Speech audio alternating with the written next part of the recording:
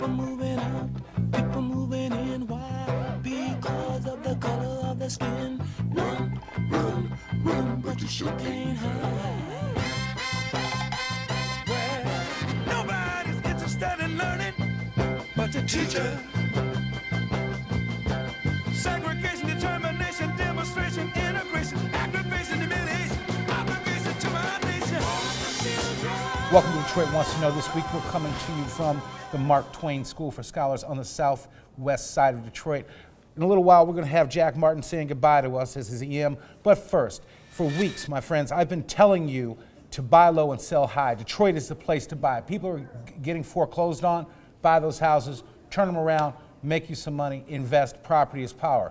Okay, enough said with that. People are actually getting killed now trying to take possession of their houses from squatters. I have my favorite law enforcement official and lawyer, Benny Napoleon, Sheriff of Wayne County, to tell us how to do it safely. First of all, the Sheriff's Office is the one that serves foreclosure notices? We serve notice of foreclosure only. We don't do evictions. That is done by 36th District Court in the bailiffs. What we will do is if your home has been foreclosed on, we will serve notice on you from the bank that your property has been foreclosed on. That's the extent of our involvement. We've had a father and daughter killed. We've had other shootings inside of houses where people have tried to take possession of the houses they lawfully own. What should people do to be safe? There is no provision for self-help, Steve. People have to go through the court process. If someone is in your home and they don't belong there, you have to go through the process of an eviction. There are two ways you can do that. You can do either what is called a notice to quit, which means that, okay, you haven't paid me rent. If you pay rent, you can stay, or you can do a notice to terminate, which means I don't want your money, I just want you out. But you have to go through your district court to get that done. Once the court says that the person can't stay there, then you have to have the bailiff put them out. You cannot just put someone out of your house. All right, so no posseing up, because we saw this whole posse thing go real bad on the northwest side. And that's the problem. Folks are not going to, there are folks who don't respect the police when they come to a house. So if you have a person come there that's not the lawful authorities, they're not going to respect that. You have to have a proper eviction. Okay. Any other safety tips for taking over a foreclosed house? Well, I think I agree with you first and foremost because Detroit has the hottest real estate market in the world. Mm-hmm. So your advice to folks is solid, I think. The main thing is, look, just make sure that when you do it, that you do it in a safe manner. Self-help doesn't work. Let the people who get paid to do it, and in that way everyone's safe. Okay, I have another question for you. I got a couple minutes left. Okay. There's a little matter of $18,000 in the use of your county vehicle during the campaign. What is going on with that? Well, first and foremost, here's the problem I have with that whole ordeal. Bob Ficano ran for county exec and drove his car. Mark Hackle ran for county exec and drove his car. Mike Bouchard drove his car when he ran for senator and governor, and no one said anything. What's the difference between me and them? So why is it an issue for me to drive my car while I ran for mayor? And Warren Evans did it when he ran for mayor too. It was never an issue. So that aside, I have paid the money back. The county so you paid back the $18,000. The county is in possession of the $18,000. I still think it's wrong because I've been singled out. It's the Benny Napoleon rule. No other sheriff in the state of Michigan has been required to do that. Okay. Speaking of the Benny Napoleon rule, all right, you are the jailer of Wayne County. Yes. Wayne County has huge budget crisis going on right now. Do you see it getting any better?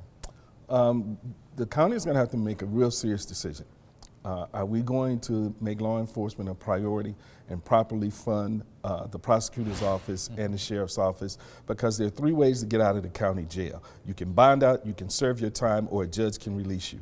I can't release anybody from the jail. So when people are put into the jail, I have to keep them there. I have to feed them. I got to clothe them. I got to watch them. I got to transport them. I got to provide medical care. Mm-hmm. They budget me for 1,800 prisoners. I have 2,600 to 2,800 every single day.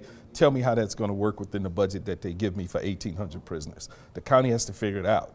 I can't figure it out because I can't release anyone. Okay.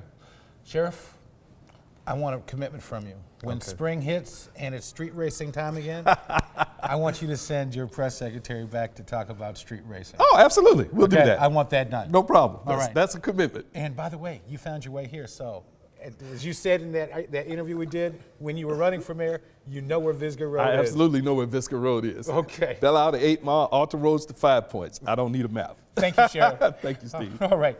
Ladies and gentlemen, we'll be right back with Jack Martin, the outgoing emergency manager of the Detroit Public Schools. We'll be right back.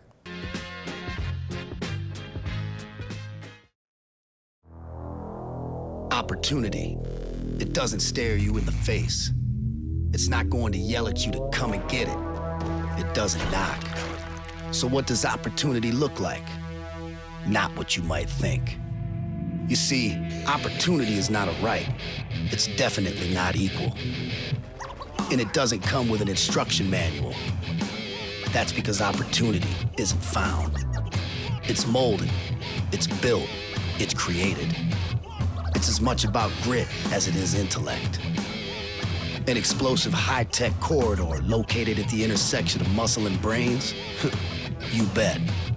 Because opportunity only comes to those already in the game. What does opportunity look like?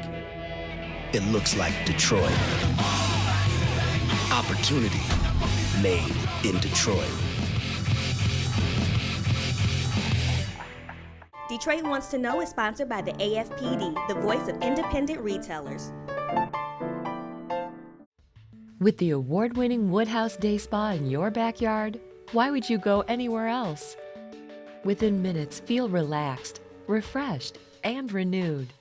Handcrafted spa treatments will nourish your spirit and revive your senses and allow dreams to reawaken. Give the perfect gift this season, the Woodhouse Day Spa gift card. A luxury spa experience awaits you right in your neighborhood. Facing a legal crisis? Then you need me, Ben Johnson. The courtroom is my office, and I'm out to win. I have the trial experience that matters. That's why I can take on the big guys and win. I've tried and won more jury verdicts than any other plaintiff attorney because I refuse to lose and I never back down. I'm Ben Johnson. I fight for your rights. Call me today.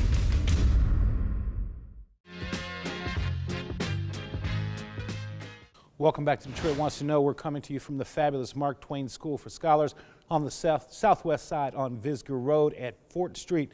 My guest is outgoing EM Jack Martin. Jack, you can shake my hand. I've known you since I was a little kid, so I'm going to be a little bit gentle on you. You're leaving. What is your legacy? Oh, I think we've done a few things. I think we've stabilized enrollment. You know, we were losing, the district was losing probably 10,000 kids a year for the last couple of decades. We got it to a point the last couple of school years where we've lost probably less than 2,500 students per year. So that's helped us in terms of revenue. If we had lost students the last 2 years like we lost in previous years, we probably wouldn't be talking, we'd be out of business. So we've stabilized things, we've done that.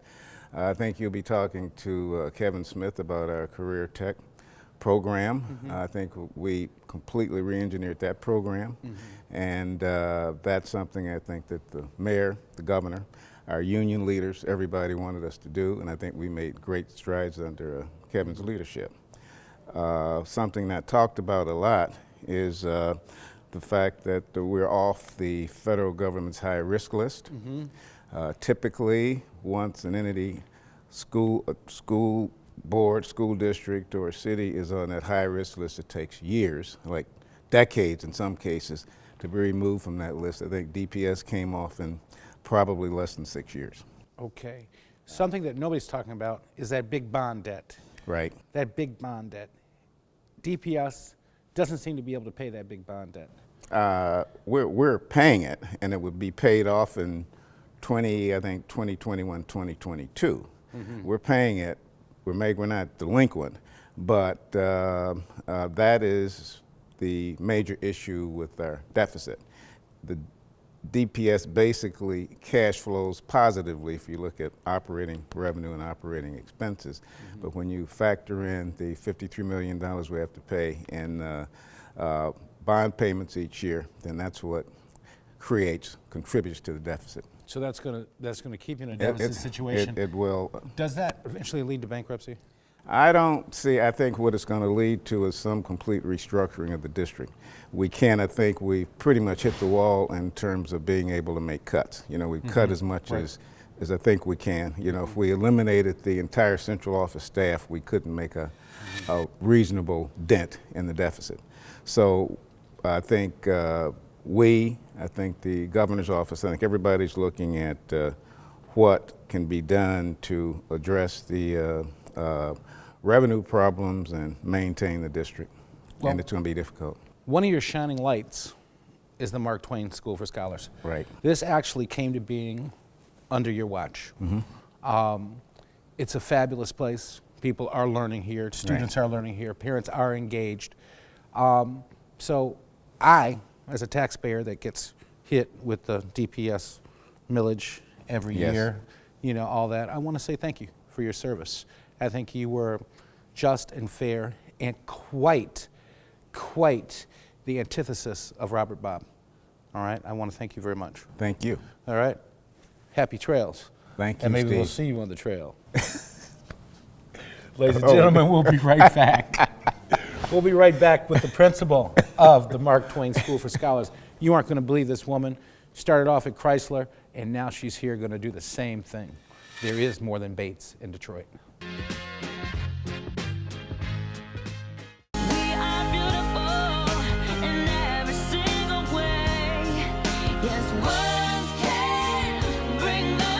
Hi, I'm Dr. Shauna Diggs with your Dermatology Skincare Tip of the Week. Today we're going to talk about laser hair removal. I have a lot of patients who get this procedure done every day. We have a couple different lasers we can use, and we pick depending on your skin color and the kind of hair that it is. The way lasers work is the laser light, or the energy in the light, interacts with the target in the hair, which is melanin, or the color in the hair. So as a result, it works really well for black hair, brown hair, can work for red, doesn't work as well for blonde or gray. But it can work. We just use certain energies in different settings in order to get that blonde hair to go away as well. The energy heats up the hair so quickly, I think of it as sort of cooking it, and then the hair will shrivel up a little bit, you can sort of smell hair, and then the hair falls out of the follicle in the next week or two. Then you come back and we repeat it. Generally we treat once a month for the first couple of times, then we stretch it out. So as an example, I treated my own face years ago, and the distance between my first couple of treatments was 1 month, but then the distance between my 5th treatment and my 6th was about 6 months, because the hair wasn't growing back. Different areas of the body take different amounts of time to grow back. So the way that we treat under your arm may be a little bit differently than we treat your legs or your stomach area or your face. The main risk of laser treatment are that the laser interacts with the color in your skin, not just your hair. So years ago, a lot of times you couldn't treat people of color. But the lasers we've had for probably the last 10 years are very effective in people of all skin colors. We can also treat patients of all ages. So I have patients as young as 15, 14, and then of course patients in their 80s who all get their laser hair removed. I'm Dr. Shauna Diggs with your Dermatology Skincare Tip of the Week. To learn more about Cosmetic Derm and their revolutionary skincare products and services, please visit drshaunadiggs.com. Mike's Fresh Market, Detroit's largest independent supermarket with the best prices, quality, and service. Enjoy our vast selection of fresh fruits and vegetables. Wide aisles lead you to our own in-house bakery and deli. Beef, pork, chicken, seafood, and much more. You can rest assured you will feed your family the freshest food in town. Whatever you need, you can find it here at Mike's Fresh Market. Mike's Fresh Market with 2 locations, Gratiot and 7 Mile and Livernois and 7 Mile. Better food, better prices. That's Mike's promise. This is Arthur Bricker of Bricker Tunis Furs in West Bloomfield. We're back with the biggest fur clearance sale in our history. Save 40 to 70% off on women's and men's furs and shearlings. Choose from mink, sheared mink, sable, chinchilla, fox, beaver, and exquisite leathers and shearlings in the latest styles from Europe. Plus, our consignment boutique is full of gorgeous furs priced at a fraction of the original cost. No other furrier in Metro Detroit can match our quality, our selection, or our prices. Celebrating 98 years in business. Call today, 248-855-9200. Detroit Wants to Know is sponsored by the AFPD, the voice of independent retailers. We're the Cronin Law Firm, bringing more to the table. When we sit down together, we share our expertise. You've got a legal problem. We know you need relief. Advice that you can trust. That's why people come to us. We're the Cronin Law Firm, bringing more to the table. Groundbreaking. Life-saving. History-making. The new DMC Heart Hospital, summer 2014. The beat goes on. Welcome back to Detroit Wants to Know. We're coming to you from the fabulous Mark Twain School for Scholars on the southwest side of Detroit on 4th Street at Visker. My guest is Linda Whitaker, the principal of the Mark Twain School for Scholars. Ms. Whitaker, welcome to Detroit Wants to Know. You can shake my hand. I don't bite thank you. just yet. Anyway, you started off you were at Thurkel. Yes, Then you were principal of Chrysler School, which is down Lafayette Park. You left a legacy there that's still booming. Kids are still being educated. It's an amazing place. And now you're doing it in the southwest side of Detroit, a largely forgotten area of Detroit. I took a wrong turn down Visker. I thought I was in Nuremberg. You know, it was really rough over there. How are you turning the Twain School for Scholars around? Well, one of the things that we're looking at is changing our school culture. And we make sure that our parents feel welcomed, that our parents have no fear of coming in telling us what it is that they need for themselves and their children. I try to make sure that I have a staff that is highly qualified, and the district does that for all the schools, but we really do make sure that we have a staff that loves children, nurture the parents and the children, and they're not afraid to take initiative to do things and step outside the box. Step outside the box. Step outside the box. It's outside the box I want to talk about. All right. Okay, you're in an aging building, but it looks beautiful. What else is special about the Mark Twain School for Scholars? Well, besides the children and the parents and the staff? Yeah, well, we're going to talk about parent interaction in a minute. But yes, besides that. Well, this school is very special.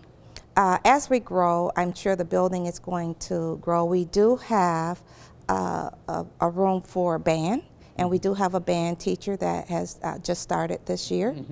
And we also have a home ec room that hopefully will be opening in the future. Home economics. Back to the future. Well, you know, it is so needed around here. It is needed for these children because there's other careers that can come from that, you know, as far as cooks and other things that can happen. There's some adults that don't know how to cook at home too, but I won't mention any names. How do you engage the parents? That's one of the bigger problems I see at DPS is parent engagement. What are you doing to engage the parents? Because I hear legendary stories how great it is here. Well, one of the things that I did, and I was allowed to do up under Mr. Martin, was to be myself. And I am a nurturer. And one of the things that I let the parents know is that it's okay to not be at the top as long as we're working towards that, as long as we have a goal in mind. And if our improvement is at small steps, then let's celebrate those small steps. So the parents have no fear of coming in and working with the staff and saying, hey, I have this problem at home, you know, is there a way that you can assist us? The only way you can service the children is to service the whole family and the whole child. Okay. All right. So what's next for Mark Twain School for Scholars? Well, like I said, what's next is that, you know, we already started our project-based learning. So every Friday, the students get to select which classes they go to. We have archery, we have the band. You're teaching archery on the southwest side? Yes, we have archery. Okay. We have archery, and we have radio broadcasts. My AEA, Mrs. Hawk, has a radio show. So she's bringing her skills. And one of the things that we did for the project-based learning is that I recognize that every adult has something they're good at. So I asked the teachers to volunteer to bring those skills in to share with the children. So a lot of those skills, drama, dance, they're all taught by the teachers, not specialized groups. Also, we brought in the business community and the colleges. So we have college students who actually come in and work with our students also doing project-based learning. So we're bringing in all of our resources and kind of aligning them so it's not disjointed. You have this program over here, you have that program over here. We bringing them all together. So it's like a store where you can just shop for everything. Okay, we're in your library now, and I see all the computers here. Is this part of your learning too? Well, technology is part of our learning. Our classrooms have the technology. We have the smart boards, and we have the computers. We'd like to, get more, and hopefully we will. We also have the netbooks that the district provides, but we're growing, and with that growth, we're very proud of our children and our parents. I can see a change in everyone's personality.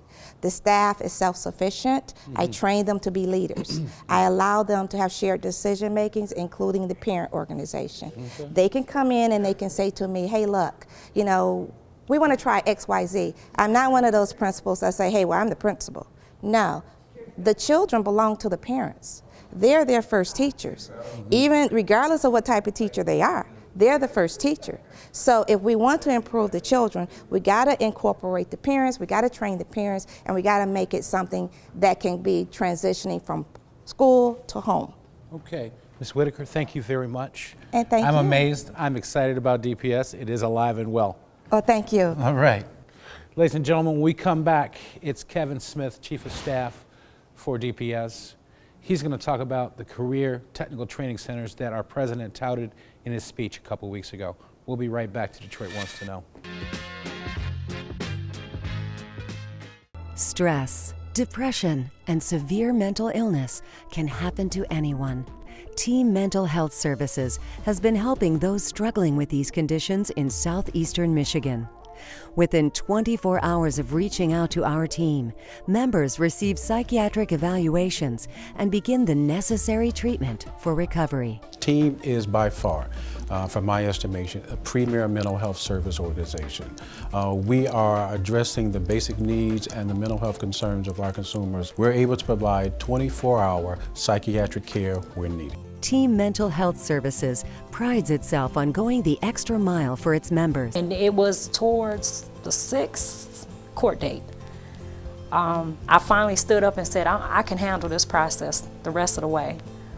And it was all because of the motivation and encouragement I got from Team Mental Health staff. Team Mental Health Services, because we care and you can. Detroit Wants to Know is sponsored by the AFPD, the voice of independent retailers. When you're having a heart attack, this is how it feels to your heart. And if it happens at night or on the weekend, there's only one hospital team standing by on site to save you. Cardio Team 1, only at the DMC. ETX Closed Captioning is sponsored by the Detroit Seafood Market.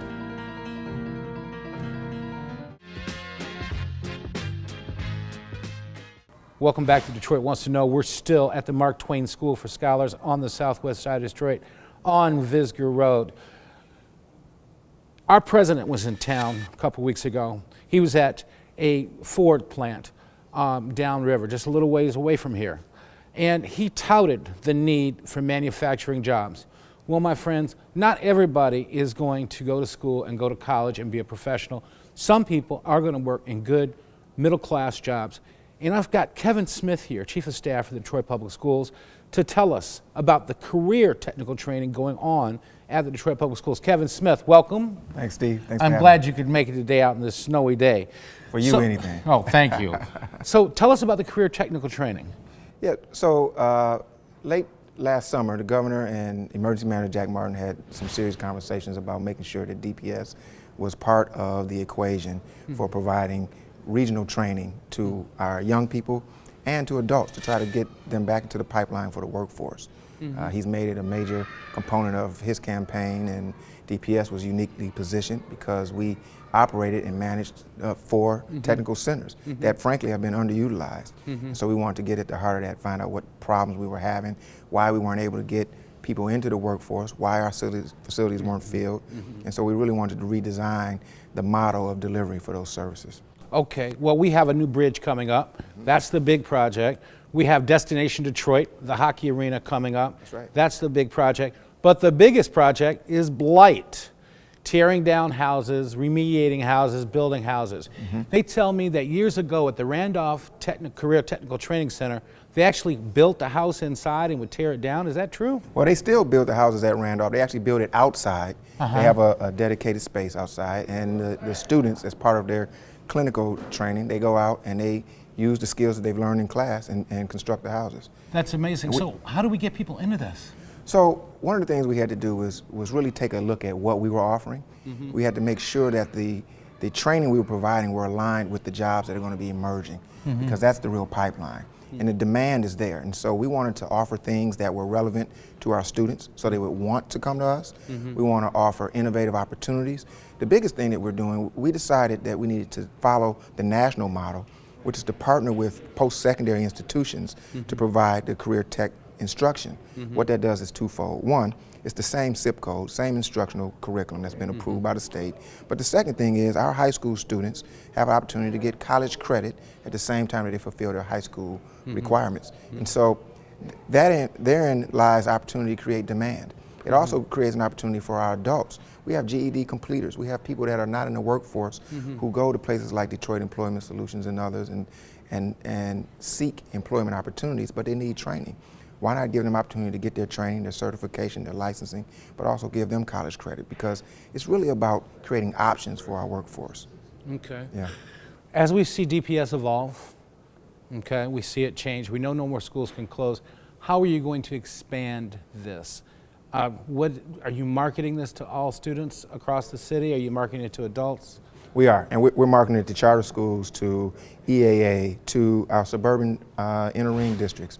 We think that our facilities should be servicing the region. They should be regional workforce development centers. It shouldn't be about whether I'm attending a DPS program. It's really about where can I go to get the best opportunity for jobs, and where can I get the best training.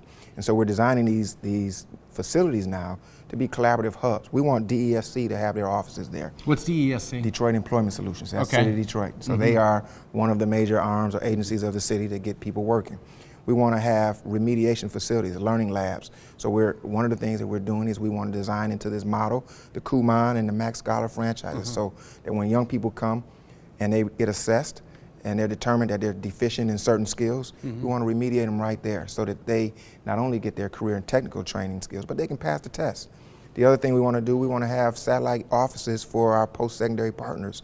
So in addition to just coming to learn about your particular program track, you can also look into your college opportunities. Okay. Kevin, I want to thank you. Thanks for having me. All right. That's the future of Detroit, man. Appreciate you. Ladies and gentlemen, you heard it today. Jack Martin may be gone, out the door, but it still lives. Twain School for Scholars on one side of the coin, and the other side, career technical training. Believe in DPS, believe in yourself, believe in Detroit. Have a great week. And remember what the sheriff said, self-help is not always necessary. Call the people to help you evict people. Don't get shot.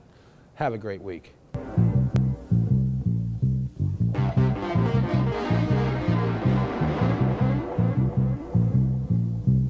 People moving out, people moving in. Why? Because of the color of their skin. Run, run, run, but you sure can't hide.